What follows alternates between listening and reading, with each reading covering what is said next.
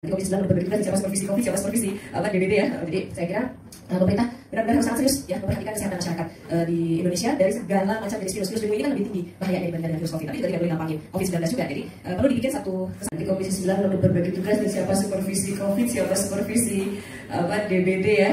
Jadi saya kira pemerintah benar-benar harus sangat serius ya memperhatikan kesehatan masyarakat di Indonesia dari segala macam jenis virus. Virus dengue ini kan lebih tinggi bahayanya dibandingkan dengan virus COVID, tapi juga tidak boleh gampangin COVID-19 juga. Jadi perlu dibikin satu kesatuan kerja ya menurut saya di pemerintah dengan melibatkan sejumlah kementerian untuk handling COVID-19, karena COVID-19 ini sangat terkait dengan kementerian lain.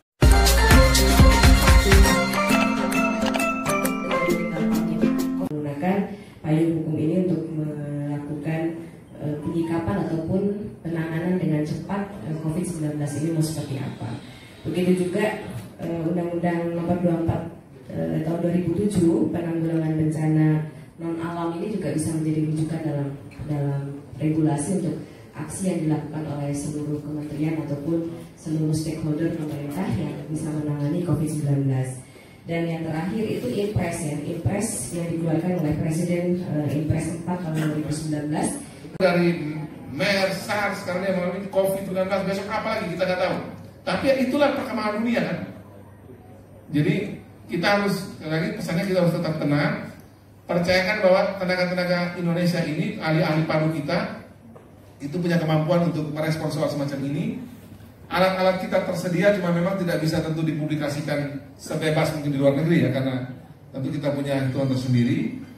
Lembaga-lembaga kita, Balitbangkes siap, Unair juga siap, saya dengar UI juga katanya oke, UGM juga siap. Jadi ya kapasitas kita cukup.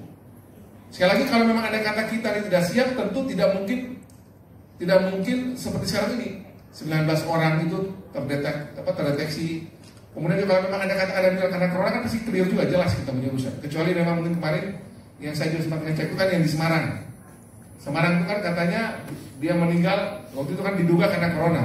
Ada salah satu media yang mengungkap itu sudah klarifikasi itu bukan karena corona, itu jenis penyakit paru yang lain tapi bukan corona. Kemudian juga kemarin kan orang sempat isu tuh, saya lihat dari satu online ya. Mohon maaf kalau ini saya sebutkan namanya, detik.com saya. Kan judul beritanya itu kan ada yang meninggal orang tua itu diperkirakan karena corona kan, kira-kira gitulah kalau kita baca isi berita. Disuruh kita cek juga bukan. Jadi saya bukannya hasil teman-teman kami ngecek satu persatu semua yang teman-teman tulis loh. Ada di mana kita cek.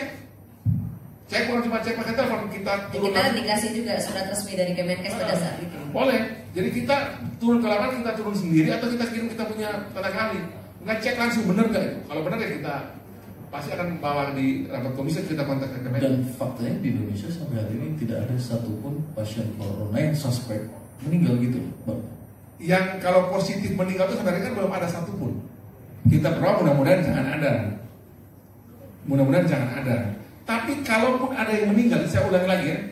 Kalaupun ada yang meninggal itu bukan karena corona.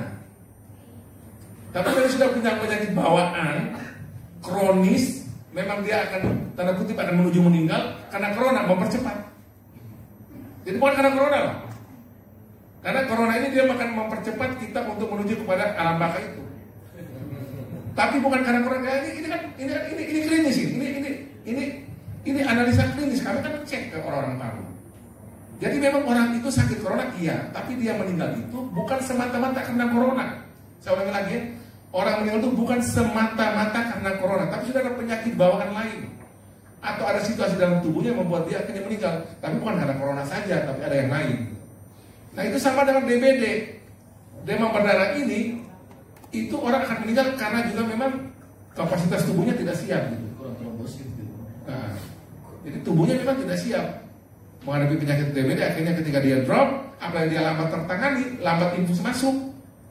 Ya, tapi makin drop, apalagi biasanya ada salah diagnosa loh. Sekarang syukur karena orang DBD, namanya DBD akhirnya. Kalau orang dulu kan karena pikir dia penyakitnya lain, salah diagnosis, DBD udah drop selesai.